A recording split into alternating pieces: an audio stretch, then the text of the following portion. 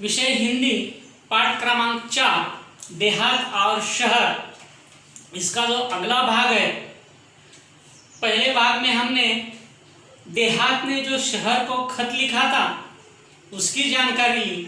इस पाठ में हम, इस तासिका में हम जो देहात को शहर ने पत्र में क्या उत्तर लिखा है इसकी जानकारी लेंगे। तो पहले शहर ने देहात को क्या लिखा है यह पढ़ते हैं। तो शहर क्या कहता है? शहर ने देहात को पत्र लिखा है, वह दिनांक है 15 अगस्त 2017।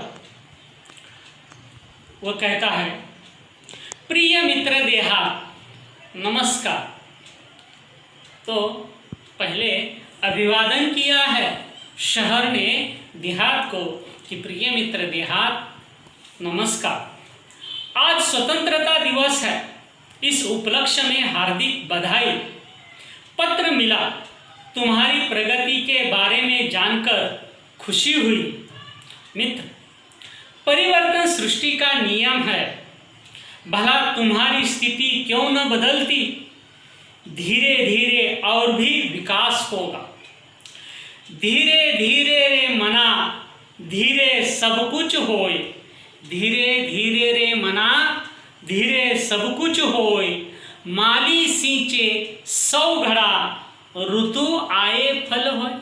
माली सींचे 100 घड़ा, ऋतु आए फल होए। तो देहात ने, यह जो देहात को शहर ने जो पत्र लिखा है वह लिखा है 15 अगस्त इस दिन को। यह दिन हमारा राष्ट्रीय त्योहार है। 15 अगस्त 1947 को हमारा देश आज़ाद हुआ। सालों की गुलामी से यह आज़ाद हुआ। तब से 15 अगस्त इस दिन को हम हमारा स्वतंत्रता दिवस मनाते हैं। यह हम सब भारतीयों का राष्ट्रीय त्योहार है। तो उसी दिन शहर ने देहात को पत्र लिखा है, इसलिए अभिवादन होने के बाद वह लिखता है कि स्वतंत्रता दिवस है, इसके उपलक्ष्य में तुम्हें हार्दिक बधाई। बधाई, तुम्हारा पत्र मिला, तुम्हारी प्रगति जो हुई है उसके बारे में तुमने पत्र में लिखा था, वह पढ़कर मुझे खुशी हुई, आनंद हुआ। मित्र, परिवर्तन यह सृष्टि का नियम है। यह सत्य वचन है कि परिवर्तन यह सृष्टि का नियम है। परिवर्तन यह होता है हर चीज़ में, वह सजीव हो या निर्जीव हो। प्रत्येक वस्तु, प्राणी, घटना, देश हो, गांव हो, शहर हो, उनमें परिवर्तन यह होता है। यह सृष्टि का नियम है। तो भला तुम्हारी स्थिति क्यों न बदलती? धीरे धीरे और भी विकास होगा। कैसा विकास होगा? धीरे धीरे होगा, तुम्हारी स्थिति भी बदल जाए। इसके स्पष्टीकरण के लिए, इसकी पुष्टि करने के लिए शहर ने संत कबीर जी का एक दोहा उस पत्र में लिखा है। दोहा क्या है? धीरे रे धीरे मना, धीरे सब कुछ होए। मन को समझाया है कि कहा है कि धीरे धीरे, धीरे धीरे, आहिस्ते आहिस्ते सब कुछ होगा। धीरे धीरे सब कुछ होगा। यदि माली सींचे 100 घड़ा, ऋतु आए फल हो। यदि माली के मन में आए कि यह जो पौधा है, कोई भी हो, उसने लगाया होगा अपने बगीचे में, उपवन में जो पौधा लगाया है उसको उसने 100 घड़ा पानी सींचा, उसे 100 घड़ा पानी सींचा, तो क्या फल जल्दी लग जाएंगे? ऐसा नहीं होगा। जो फल देने का ऋतु आएगा उस ऋतु में ही फल आएंगे। पौधे को कितने ही 100 घड़े पानी सींचो, लेकिन जब उसे फल आना है उसी ऋतु में आएगा। इसलिए धीरे धीरे सब कुछ ठीक होगा।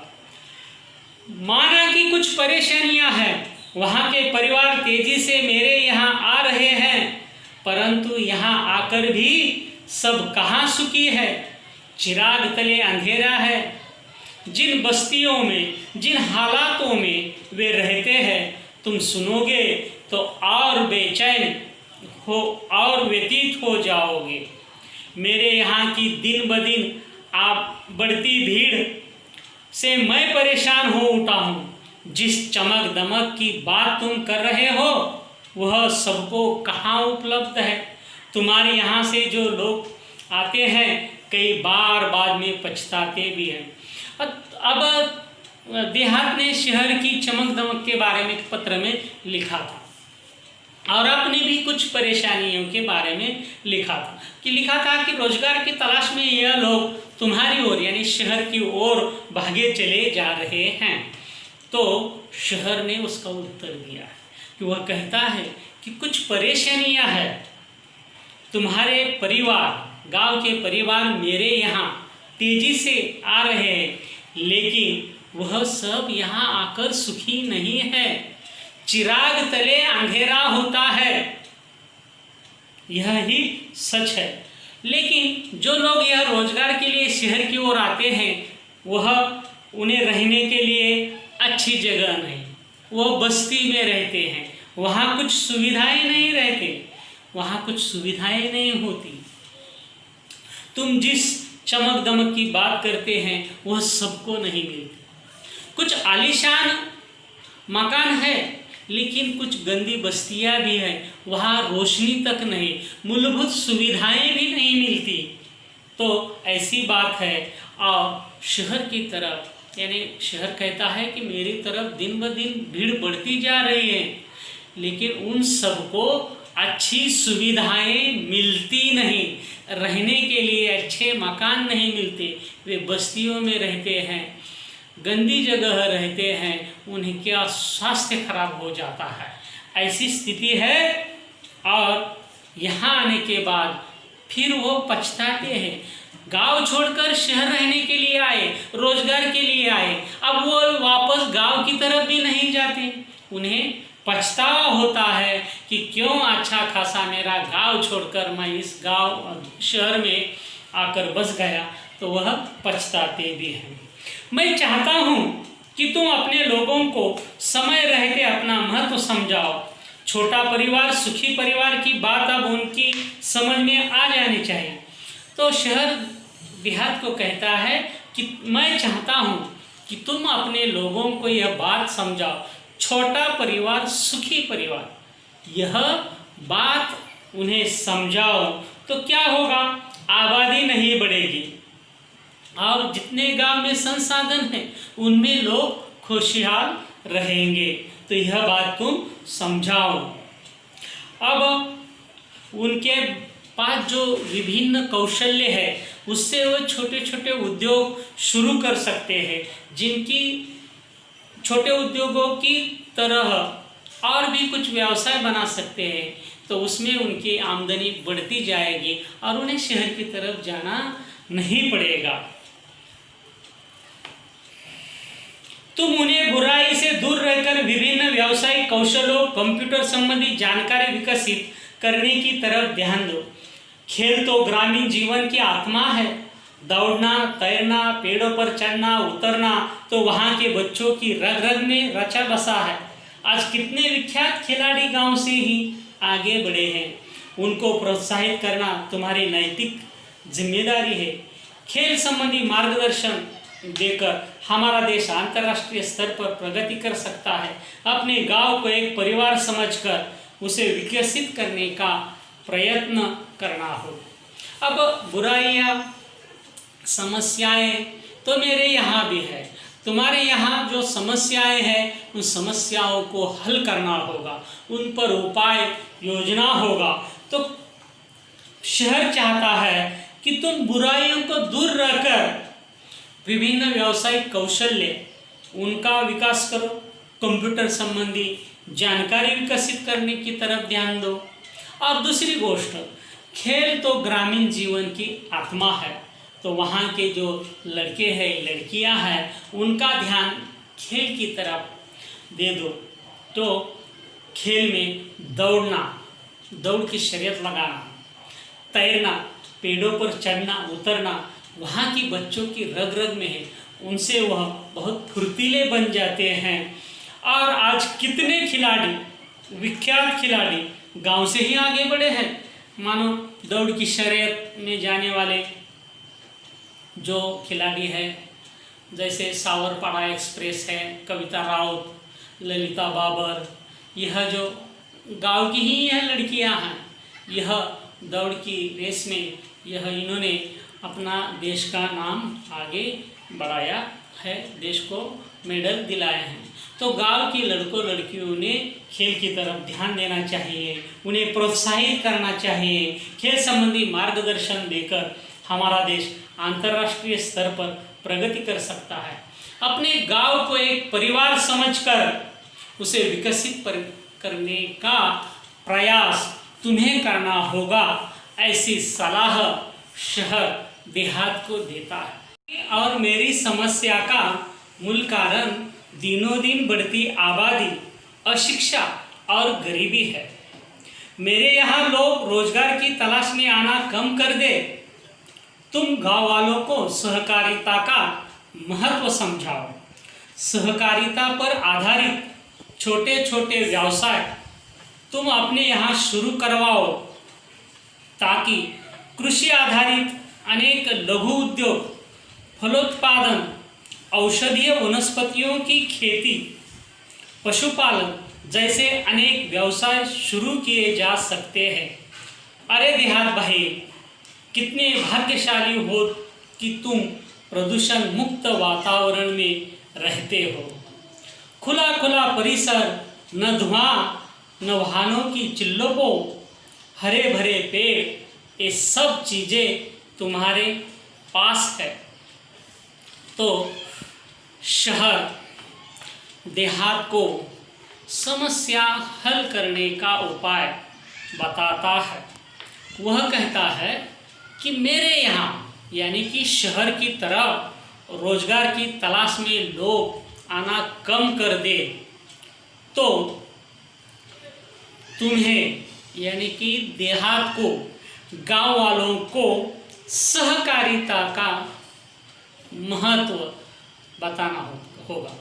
बिना सहकार नहीं उद्धार, यानी गांव में सब लोग हैं वह सहकारिता का तत्व समझ ले, महत्व समझ ले, और उस सहकारिता पर आधारित छोटे छोटे व्यवसाय गांव में शुरू किए जा सकते हैं, ताकि कृषि आधारित अनेक लघु उद्योग, फलोत्पादन, औषधीय वनस्पतियों की खेती, पशुपालन ऐसे अनेक व्यवसाय शुरू किए जा सकते हैं। अपनी खेती देखकर यह छोटे छोटे व्यवसाय किए जा सकते हैं, जो कृषि आधारित व्यवसाय। मानो जैसे दाल मिल बना, जो चना है उसकी दाल बना, उस पर ये छोटा व्यवसाय शुरू किया जा सकता है, कृषि आधारित है। या और अनेक छोटे लघु उद्योग है। और दूसरा है फलोत्पादन, खेती करने, आधुनिक खेती करना होगा, खेती करने का तरीका बदलना होगा।